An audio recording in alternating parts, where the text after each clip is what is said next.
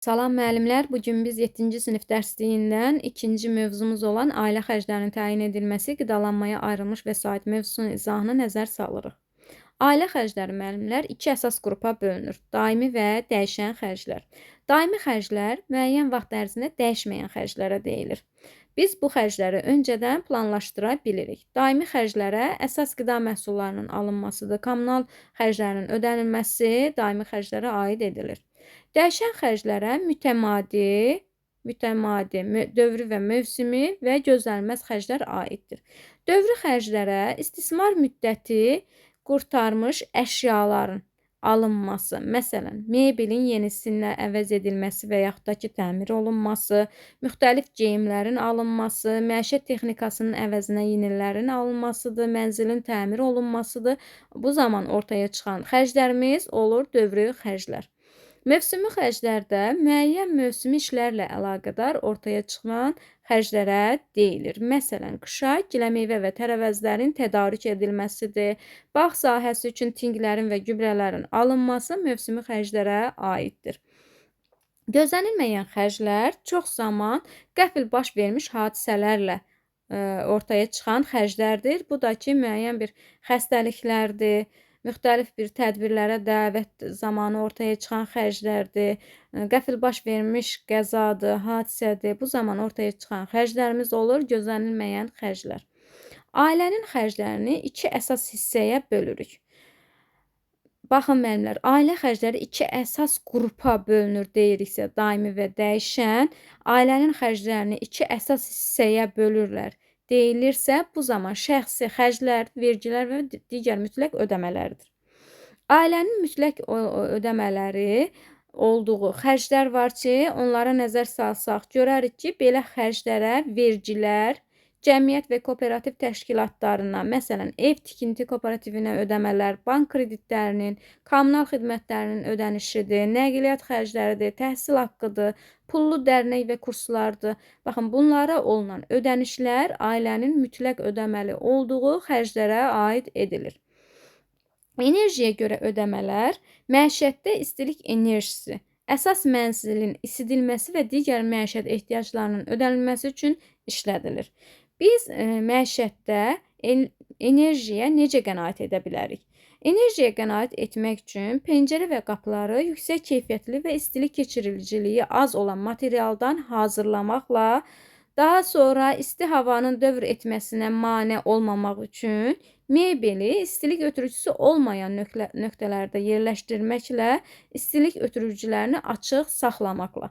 Baxın, istilik ötürücülərini biz qapalı vəziyyətdə saxlasaq, artıq yenidən onu biz açdıqda, onun lazımı temperatura qədər gələnə kimi işləməsi bizim xərclərə səbəbiyyət yaradır. Ona görə də istilik ötürücülərini açıq saxlamaq lazımdır ki, lazımi temperaturda sabit olaraq qalsın.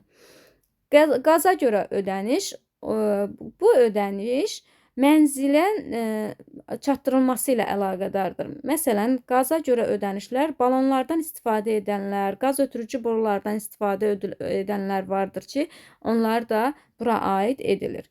Qazla isidilən şəxsi evlərdə ödənişi isidilən evin sahəsindən asılı olaraq az və yaxud da ki, çox ola bilər. Məsələn, elə ola bilər ki, evin geniş sahəyə, evin daxili geniş sahəyə malikdir. Bu zaman qaza görə ödəniş daha yüksək olacaq. Kiçik evlərdə isə qaza görə ödənişlər daha az olur. Suya görə ödəniş büdcənin müəyyən hissəsini təşkil edir. Baxın, büdcənin müəyyən hissəsini təşkil edən ödəniş hansı ödənişdir deyə soruşularsa, bu suya görə olan ödənişdir. Bu ödənişin az olması üçün suya olduqca qənaət etmək lazımdır. Daha sonra telefondur, kabeldir, internetə görə ödənişlərdir. Bunlar vətəndaşlar üçün, bütün vətəndaşlar üçün eyni tariflə həyata keçirilir. Bütün bu xidmətlər, ödəmələr, ödəmə zamanı qəbzlərin təqdim edilməlidir. Qəbzləri. Biz bu ödəmələri müxtəlif bank kartları vasitəsilə də həyata keçirə bilərik. Onlayn da biz bu ödəmələri həyata keçirə bilərik. İndi isə müəllimlər qida, insanın əsas ehtiyacı olan sağlamlığının, iş qabiliyyətinin və uzun ömürlüyünün təməli olan rasional qidalanmaya nəzər salaq. Qida dedik ki, insanın əsas ehtiyacıdır. Yəni insan orqanizminin sağlam olması üçün, onun yaxşı iş qabiliyyətinə malik olması üçün, uzun ömürlü olması üçün qidalanmaya xüsusi diqqət yetirmək lazımdır. Son vaxtlar biz rasional düşünülmüş qidalanmadan danışıldığına şahidi oluruq. Yəni rasional düşünülmüş qidalanmadan danışılır son vaxtlar.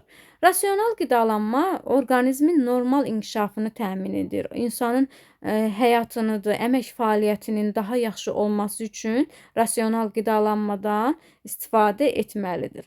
Zərərli qida məhsulları orqanizmin mübarizə gücünü aşağı salır, vaxtından əvvəl qovacalmaya gətirib çıxartır, bir çox xəstəliklərə səbəb ola bilər.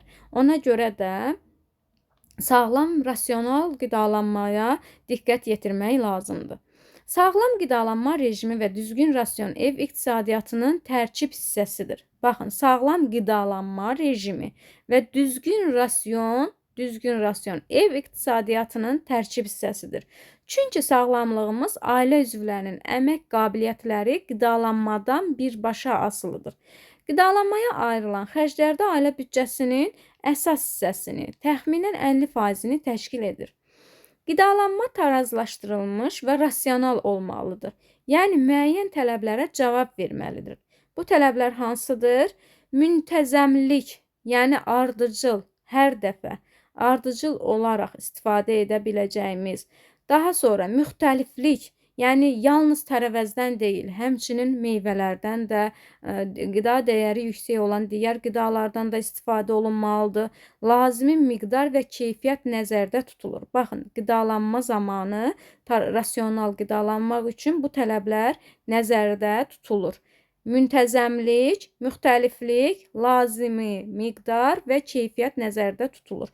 Yəni, biz rasional qidalanırıqsa, bunu ardıcıl olaraq həyata keçirməliyik. Yəni, bir gün rasional qidalanıb da, ikinci gün artıq biz digər zərərli qidalardan istifadə etməməliyik. Rasional qidalanma zamanı biz müntəzəmlik, müxtəliflik, yəni hər bir ərzaqdan istifadə etməyimiz, miqdar, yəni bir ərzaqdan çox istifadə və yaxud da ki, az istifadə olunmasıdır. Bunlar nəzərdə tutulur və keyfiyyətdə, yəni qəbul etdiyimiz ərzaqların keyfiyyətli olması bu rasional qidalanmaq üçün müəyyən tələblərdir ki, biz bu tələbləri nəzərdə tutaraq rasional qidalanmadan istifadə etməliyik.